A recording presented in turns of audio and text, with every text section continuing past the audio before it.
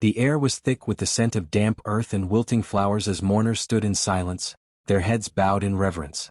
The small cemetery nestled at the edge of town seemed to sigh under the weight of grief.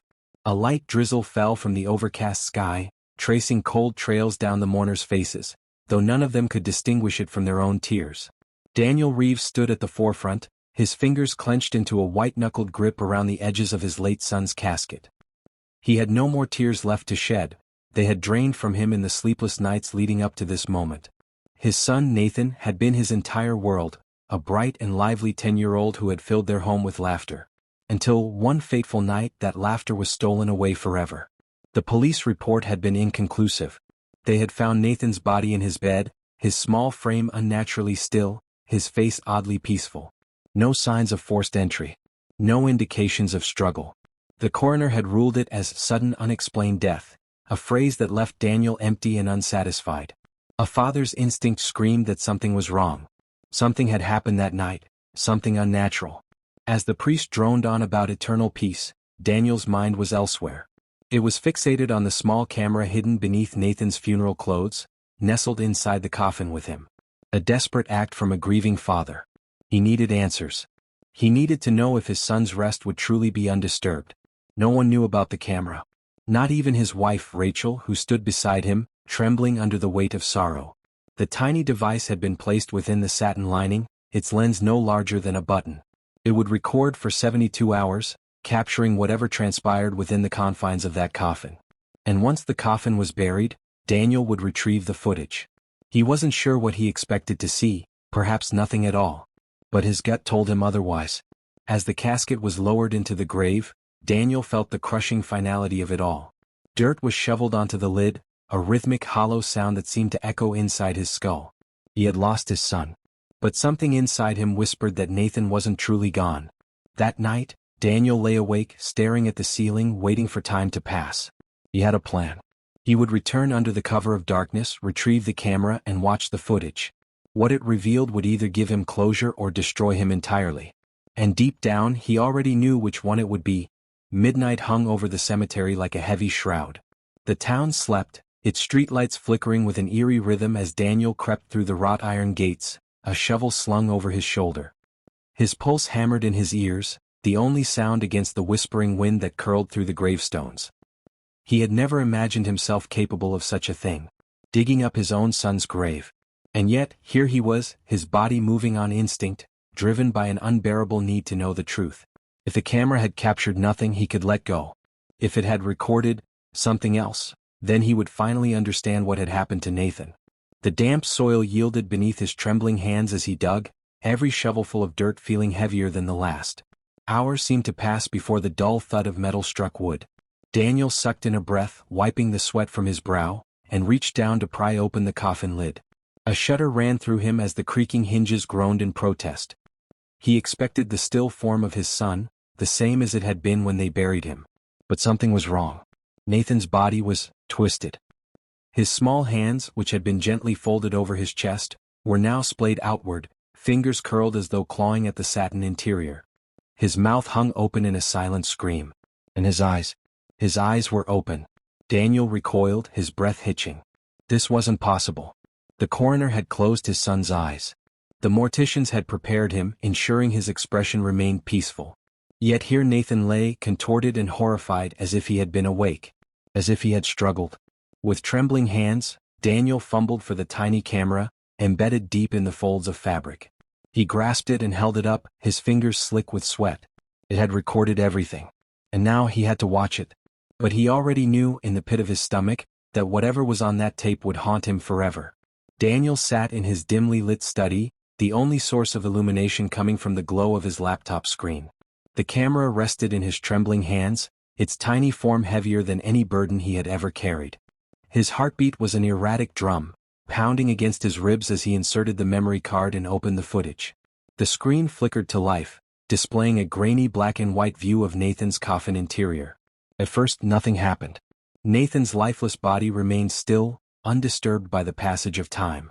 Daniel exhaled, tension momentarily easing from his shoulders. Perhaps he had been wrong. Perhaps there was nothing sinister about his son's death. Then at the 2-hour mark the body moved.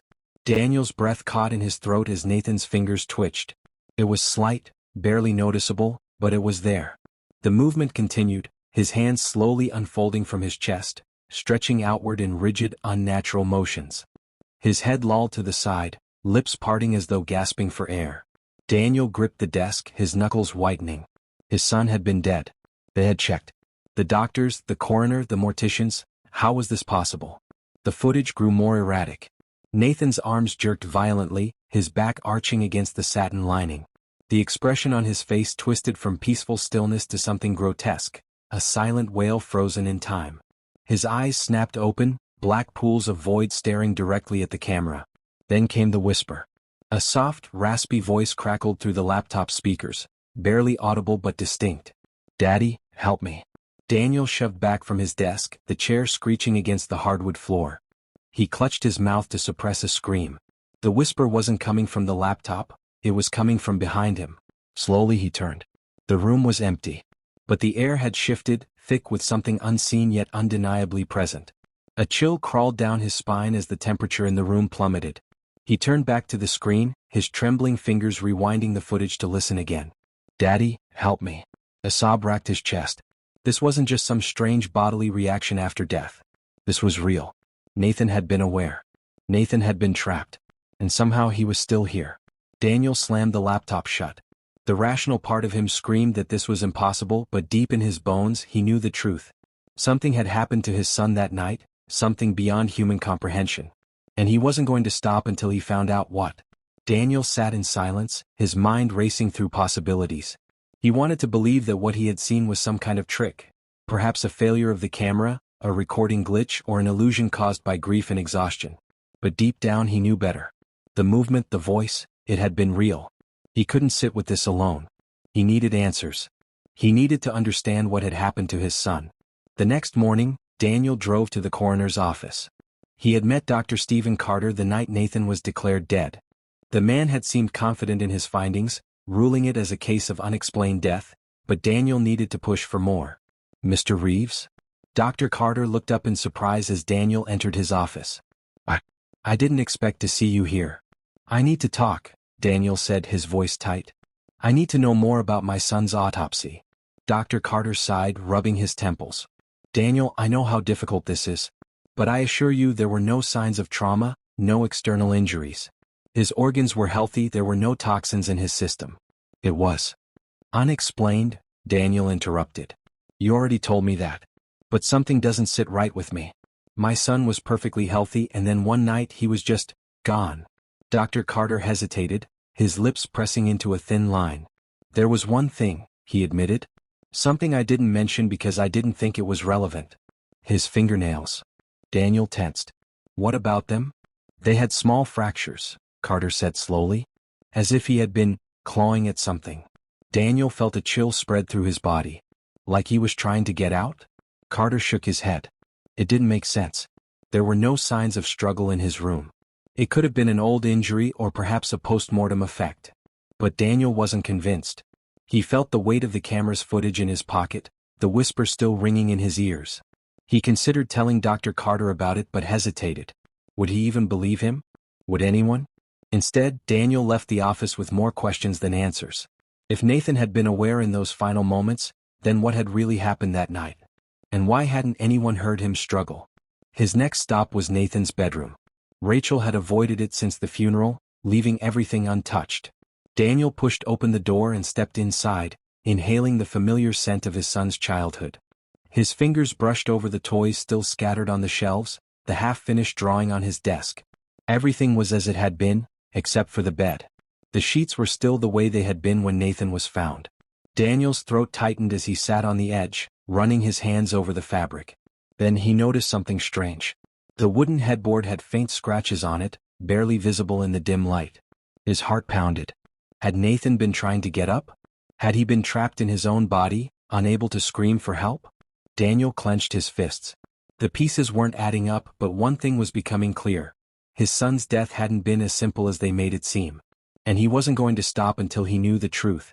The scratches on the headboard, the fractured fingernails, the footage. Daniel couldn't ignore the evidence piling up around him. But what did it mean? Could Nathan have suffered from some undiagnosed medical condition? Could there have been an outside factor the coroner had overlooked? Daniel needed someone who would take a fresh look, someone without preconceptions. Dr. Emily Harper was a forensic pathologist Daniel had known years ago. She had a reputation for being meticulous and, more importantly, she wasn't afraid to challenge official findings. It took some persuasion, but when Daniel finally convinced her to review Nathan's autopsy report, she agreed to meet him at her private lab. "Daniel," she greeted, scanning the papers as he sat across from her. "I've gone through everything and I have to admit, there are some inconsistencies." Daniel leaned forward, his pulse quickening. "What do you mean?" "The fractures in Nathan's nails and the minor abrasions on his fingertips suggest movement," she explained. "Not post-mortem muscle contractions, actual movement before death." Daniel swallowed hard. "You mean he was alive?" She hesitated. "I mean, he might not have been fully unconscious when he passed. There's a rare condition called locked-in syndrome. It's when someone is completely paralyzed but still fully aware. They can't move, can't speak, but they can feel everything." Daniel's stomach twisted. "You think that's what happened to Nathan?" "I can't say for sure. But if he had suffered from something like that, he could have been trying to move, trying to signal for help. The problem is, we'd need more than just these findings to confirm it." Daniel exhaled shakily. The idea of his son being awake, aware, and unable to call for help was too much to bear. His mind raced back to the footage, the jerking hands, the open eyes, the whispered plea. What if Nathan hadn't just been struggling in his sleep? What if he had been trying to wake up? Emily watched him carefully. "Daniel, I have to ask, why are you digging into this now? What makes you think something was missed?" He hesitated. He could tell her about the camera, about the footage, about the whisper in the dark. But instead he just said, "A feeling." She nodded as if she understood. "If you really want answers, we could order a tissue sample analysis. Maybe even exhume the body to run further tests." Daniel's breath caught. The idea of disturbing Nathan's grave again made his skin crawl, but was it worse than the thought of never knowing the truth? "I need to think about it," he said finally. Emily placed a reassuring hand on his. "I get it. But if there's even a small chance that Nathan's death wasn't natural, don't you want to be sure?" Daniel nodded slowly. He did. More than anything. But the more he uncovered, the more he feared what the truth would reveal. Daniel spent the next few days consumed by indecision. The thought of exhuming Nathan's body felt like a betrayal of his memory, but the uncertainty gnawed at him. What if his son had been aware in his final moments? What if there was something more sinister at play? Rachel noticed the change in him. She watched as he barely touched his meals, his eyes shadowed with exhaustion. One evening she finally confronted him. "Daniel, I know you're struggling. But you need to tell me what's going on." He hesitated before pulling out his laptop. With trembling fingers he played the footage from the camera. He had debated whether to show her, afraid of how she'd react. As the grainy black and white video played, Rachel's face paled, her breath hitching when Nathan's body twitched and his eyes snapped open. "God," she whispered, covering her mouth. "Daniel, what is this?" "I don't know," he admitted. "But I can't ignore it. Dr. Harper said there were inconsistencies in the autopsy. I think we need to exhume him." Rachel recoiled. "Dig him up. Daniel, he's gone. You have to let him rest." He clenched his fists. And what if he wasn't resting? What if he was trying to wake up? Tears welled in her eyes. "I can't." "I have to," he said firmly. "I need to know." Rachel didn't argue.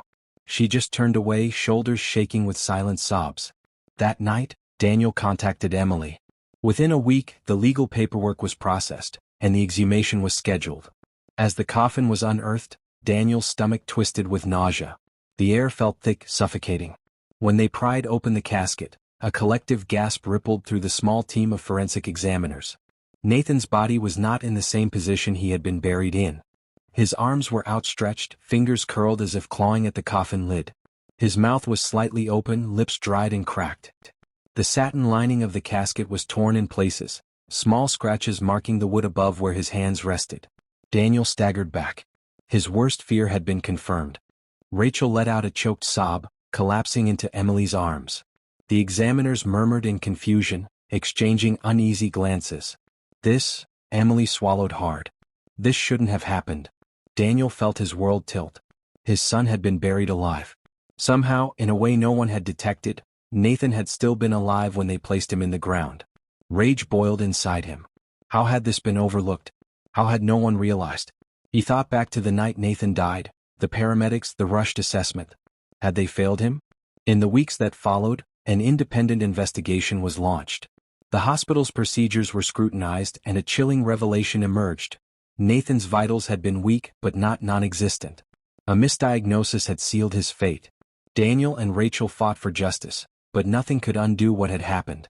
The pain of knowing their son had suffered alone, trapped in silence, would haunt them forever. As they stood at his final gravesite, Daniel whispered, "I'm so sorry, buddy." Rachel took his hand, her grip firm despite the tears in her eyes. "At least we know now." But knowing the truth didn't bring peace. It only brought the unbearable weight of what should have never happened.